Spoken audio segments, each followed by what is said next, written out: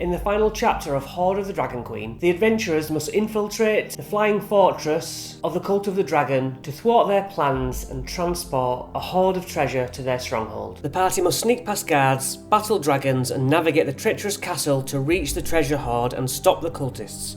In the end, they face off against two red wizards, Rezmir himself and the adult white dragon Glazhael the Cloud Chaser, plus possibly giants. Hopefully with quick thinking and skillful combat, the adventurers emerge victorious and claim the treasure for themselves, avoiding the party killing a vampire. Now if you're just riffing on the chapter, then that's all you need to know. But if you want to learn more, let's get into it deeper. The chapter starts with Parnast, which I think is a little bit of a waste of space. However, hopefully with Talis in tow, you walk into the village itself, called Parnast, a one-horse town if you will, a few dozen houses, tavern and a shrine effectively. It's full of cultists.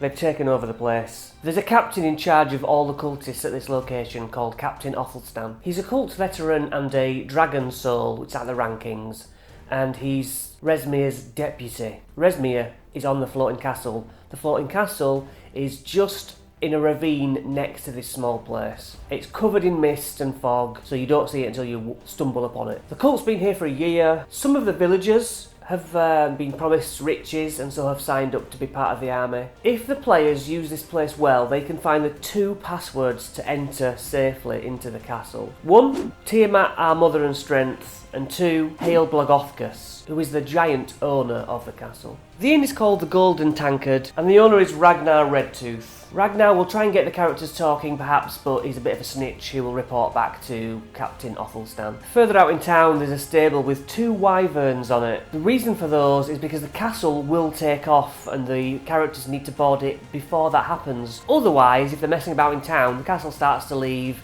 and they have to jump aboard these wyverns and fly up, boarding it in the sky. There's a pointless shrine, there's a pointless well and a village square. I mean, I just don't really understand it. Why they couldn't just walk from the last chapter through to the castle, I don't really get. So let's say these are ogres and this is a mangonel. 3 ogres atop each tower, each with a mangonel. The mangonels fire javelins. +7 to hit, 3d8 piercing. Hopefully they're dressed as cultists or wearers of purple or something that will aid them getting through the gates. Because there's also 2 stone golem statues. They can pass through easily if they know those 2 passphrases. If Talis the White is with them, they can breeze through. Otherwise, when one person crosses the threshold without saying a password, one of these stone golems activates. If a second person crosses without a passphrase, the second one activates. Without Talis here, this is a total party kill, as an alarm is set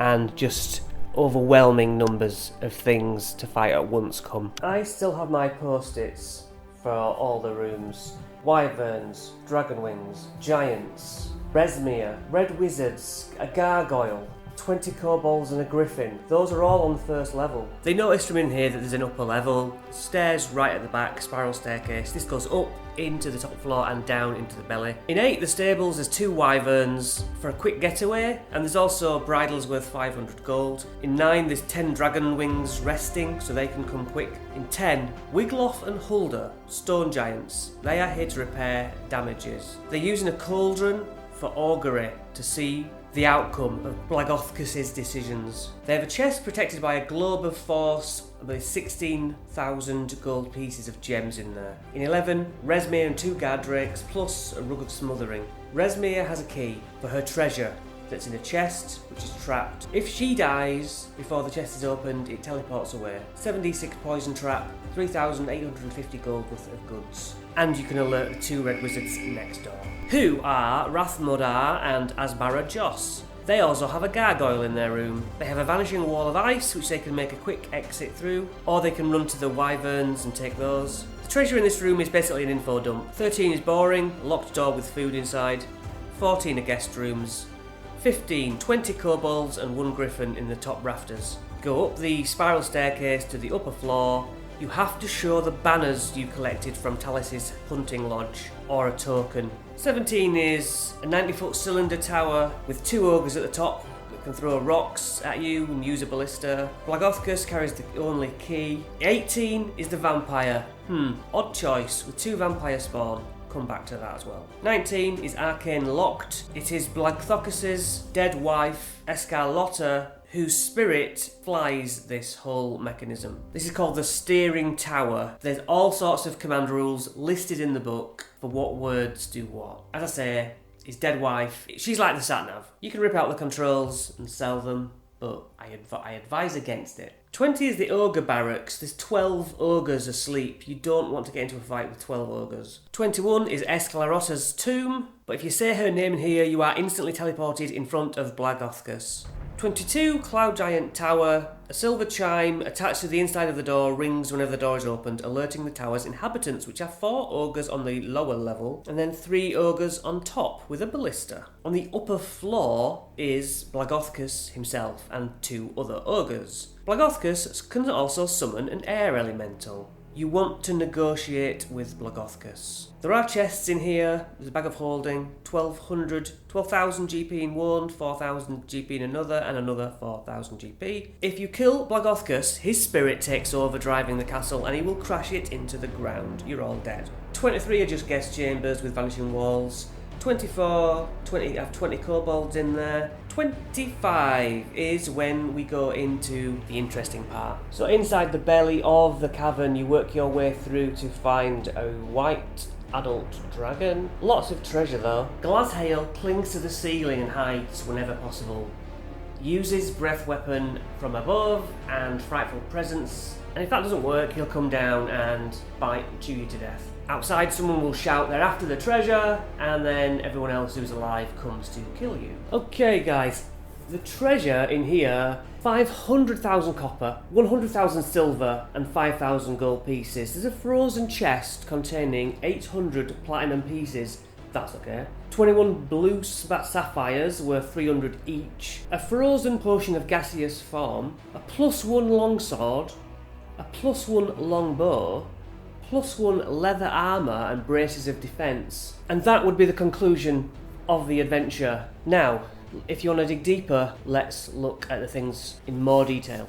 So I don't know if you can make sense of that, but I do my little drawings so I can look down and see what is where. That is for the second floor. Okay, so let's start again. If you go through, say the passphrases, show a banner, charisma your way through with Talus. Fine, Talus is like, these guys are with me. She comes through, but then she leaves you because she is going to betray them eventually. You could even add a battle with her as part of the climax. That is in your bag of tricks. Of course they're going to want to look around, but meant to be here. But really they're supposed to then make friends with Blagthocus and say, look, we're on your side really, because he doesn't like the cultists. He's indifferent. He doesn't like dragons. Dragons and giants have a hate that goes back centuries. Now, Blagthocus is only helping the cultists raise Tiamat, the queen of all dragons, in order to start a threat against giants, so that then all other giants across the land come and fight dragons.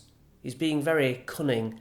And that's why the other giants doing augury in another part of the building basically fortune tell that things aren't going to end well and don't go along with his plans willingly. Feasibly, you could get the goody giants to overtake the whole castle, kill Blagthocus. However, he will then try and smash the castle into the ground by using his spirit, but you can, have your characters take the controls out of his spirit hands, if you will. There's so much going on, but also it's too difficult. If players wander in, they'll just get murdered. There's a vampire, Sandesil. What a complete mistake. This thing at night will kill your party. As if there isn't enough threat on this floating castle. You've got Rezmir himself, which is the big showdown. Rathmudar killed one of my characters. As Barajos, I think, legged it on a wyvern.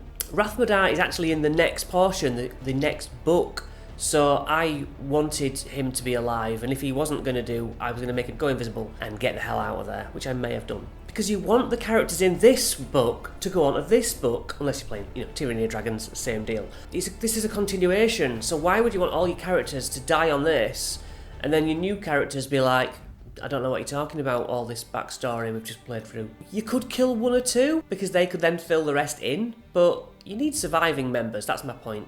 This was the first mission I'd ever run, first module. And I basically did a cinematic because I thought, you will surely die. So I'm going to say that you fought your way through the cultists and took control of the castle with Blagothcus on your side, and you flew the castle into the sunset. If we'd have played out fight by fight, I think it would have been boring and they would have died 10 times over. So it's your call what you want to do, but just bear all that in mind. Rathmuddar's spells though are pretty cool. Counterspell, just to get that wizard to shut up. He's got Fireball. He's got Illusory Self, which I really wanted to use. That's a reaction. So when an attack is made against Wrath, he can impose an illusory duplicate between himself and the player, and so the attacks automatically hit the illusion and he's fine, hopefully burning that important attack against him. Rezmir has a great sword called Haziron. Rezmir also had the Black Dragon Mask. This is the first dragon mask they get their hands on because Talis didn't have the white one. So my player had the sword and the black mask. This black mask started to turn my good player evil because the Rise of Tiamat campaign. He started, on his notes for the game, he started to draw cryptic dark messages. He started to play more evilly against the victims. He'd carve smiley faces on their heads of the dead and stuff. And we knew he was turning evil. We were waiting for the characters to spot it. They'd bought an airship by then, I believe, and then he was carving sort of satanic symbols onto the airship at night and nobody knew where they were coming from. If they'd gone into his room, walls were covered in evil signs, dragon signs. He started wearing gloves because his hands started to go all black and veiny. And so, we were playing this secret game waiting for our players to spot it, but they never did. And we will get to that in the Rise of Tiamat. Hope you enjoyed that. Hope you found it helpful. Bye. Across the Rise of the Tiamat